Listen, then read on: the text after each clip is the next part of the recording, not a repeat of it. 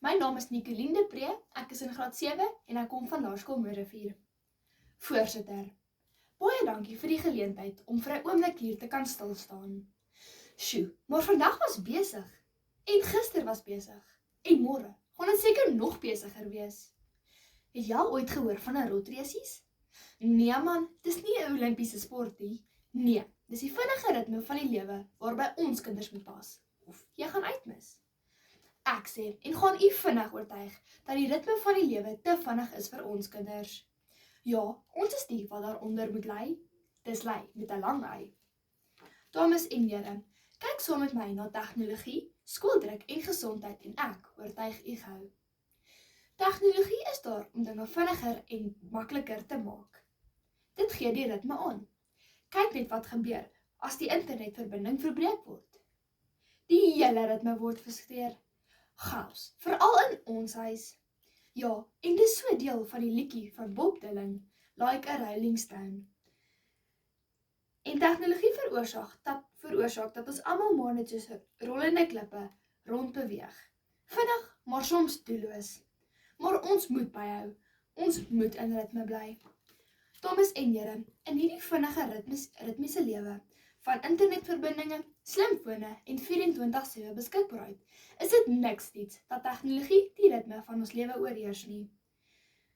Tegnologie het die maniere waarop kinders speel, leer en met mekaar kommunikeer radikaal verander. Dit is altyd beskikbaar, so daar's nooit rus nie. Wat sê nou net so en so sê, en môre as ek by die skool kom, weet ek nie daarvan nie. Dit sal die einde van my lewe wees. Die sosiale sielkundige Jonathan Haidt skryf in sy nuwe topverkope boek, vrygestel in 2024, The Anxious Generation, dat kinders meer angstig en depressief is as vorige generasies. En hiermee stem ek volmondig saam. Ek voel dit al my eie bas. Die koel is deur die kerk. Tegnologie verhoog die ritme van kinders se lewens.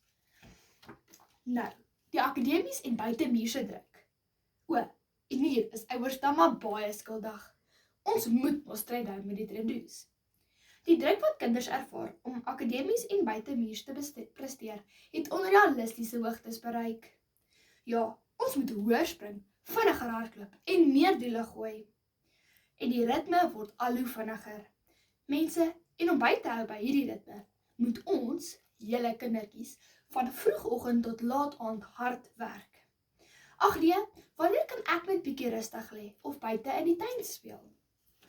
Dames en here, as u nou dink, ag, hierdie is tog net 'n toespraak. Dit is nie so met my kind nie. Dink weer.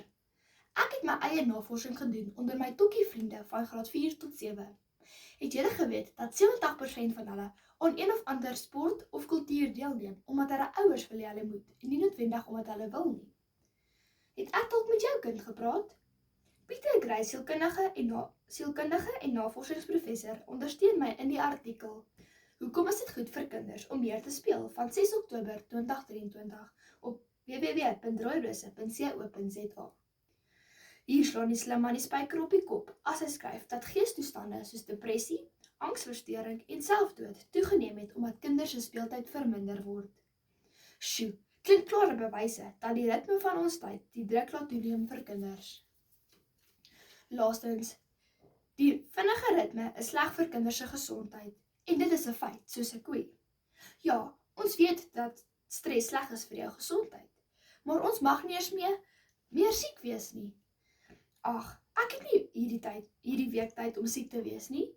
Het u dit al gehoor of dalk al gesê? Ja, dis regtig so. Dis waarom ons so baie vinnige werkende medisyne op apteekrakke kry.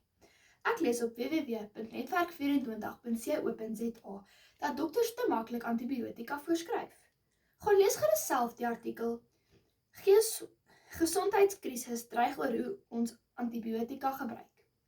Ja, oom dokter wil nie wag om te weet of 'n uitslaa deur 'n siekte, deur 'n virus of 'n bakterie veroorsaak word nie. O nee, want mamma se kindjie moet gesond word sodat sy weer kan gaan hokkie speel. Net nou vat Sanja haar plek in die eerste span. En wat sal die mense dan sê? Dit is die ritme, dis 'n skande, en dit maak ons siek. Voorsitter, dames en here, nou weet julle dat die ritme van die lewe net te vinnig is vir ons kinders. Tegnologie, skooldruk en gesondheid het dit onomwonde bewys. Baie dankie vir die paar minute se rustig staan en praat. Asem skep, maar nou moet ek vaai, want die lewe wag vir niemand. Ek moet in ritme bly.